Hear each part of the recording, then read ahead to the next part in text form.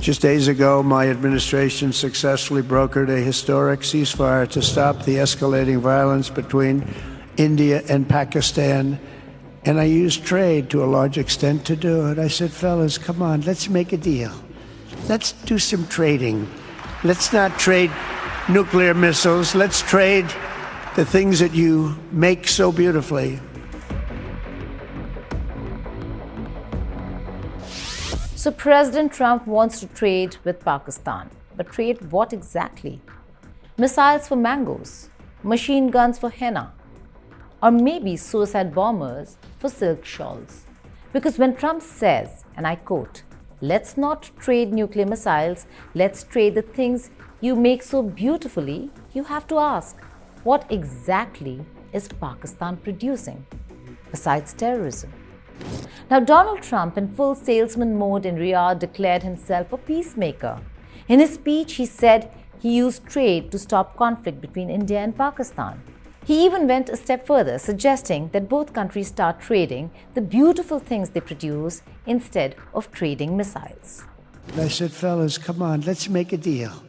Let's do some trading. Let's not trade nuclear missiles. Let's trade the things that you make so beautifully. Well, Mr. Trump, let's talk trade. India's export economy includes pharmaceuticals, tech, textiles, satellites, and even vaccine diplomacy during a global pandemic. And Pakistan?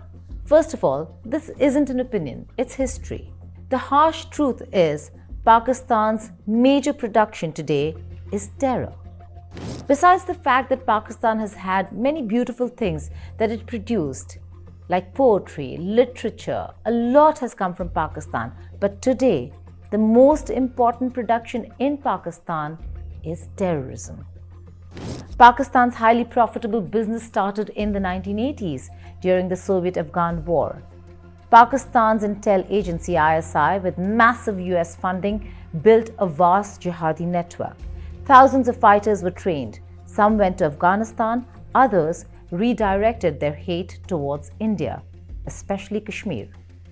Today, Pakistan and Pakistan-occupied Kashmir host more than a dozen active terror training camps. These aren't just tents in the mountains. These are organized campuses with combat drills, indoctrination halls, even hostels. If you're looking for a Made in Pakistan label, it's stamped on every bulletproof vest worn by a terrorist. In case you want some evidence, we've got many.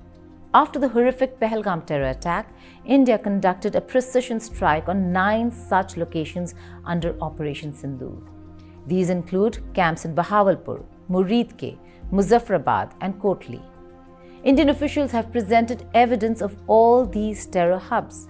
These camps specialize in guerrilla warfare, cross-border infiltration, and suicide bombing missions. Still not convinced? Let's do a quick roll call of Pakistan's so-called products.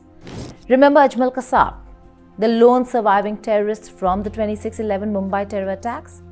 He said it openly, he was trained in Pakistan.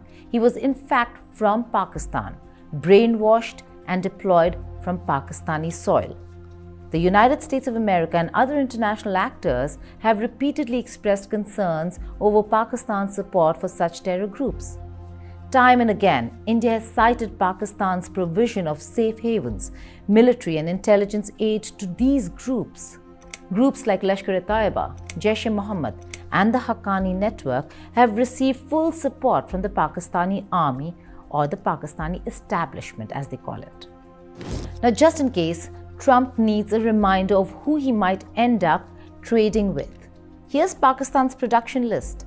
Hafiz Saeed, mastermind of 26/11 terror attacks, a UN-designated terrorist, lives like a free man in Lahore. For over a decade he's been there and has a palatial bungalow right in the heart of Lahore. Made in Pakistan. Abu Jindal, handler of the 10 LET terrorists during the 2008 Mumbai terror attacks. Made in Pakistan. Masood Azhar, Jaish-e-Mohammed chief, responsible for Pulwama terror attacks, protected by the Pak army. Made in Pakistan. Sajid Mir, FBI's most wanted terrorist, made in Pakistan. Omar Saeed Sheikh, behind the kidnapping and murder of Daniel Pearl, made in Pakistan. Tahawur Hussain Rana played a key role in 26/11 terror attacks and was extradited to India from the United States of America, made in Pakistan. Zakir Rahman Lakhvi, operational head of Lashkar-e-Taiba, who supposedly is in jail, but look at the man, made in Pakistan. Running out of breath? Hold on.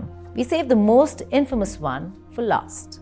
Osama bin Laden, found hiding in a high-walled compound in Abbottabad, just 1.3 kilometers from Pakistani military academy, in the garrison city of Pakistan. Enough said. Mr. Trump, I hope you're aware that Pakistan's economy is on life support. It's not producing tech. It's not innovating.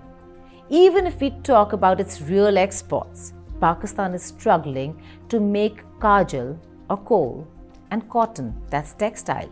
Maybe just enough to give Shehbaz Sharif and Asim Munir a glow up before their next UN victim card speech or IMF session.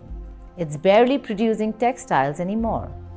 What it is exporting reliably is radicalization. So, Mr. Trump, if this is your version of the art of the deal, it's not just flawed, it's laughable. You want to avoid trading nukes? Great. But let's also avoid legitimizing a state that's trading in human lives. Because what do you trade with a country that manufactures fear, not products? What can you trade with a country that produces militants, not machinery? Explosives, not exports? The world must ask harder questions, even if they make allies uncomfortable. Because when diplomacy ignores terror, it enables it. And no amount of diplomatic spin can make that a fair trade. Before I let you go, I want my viewers to have a look at this AI-generated photo. This shows bin Laden suited up, making a deal with Donald Trump.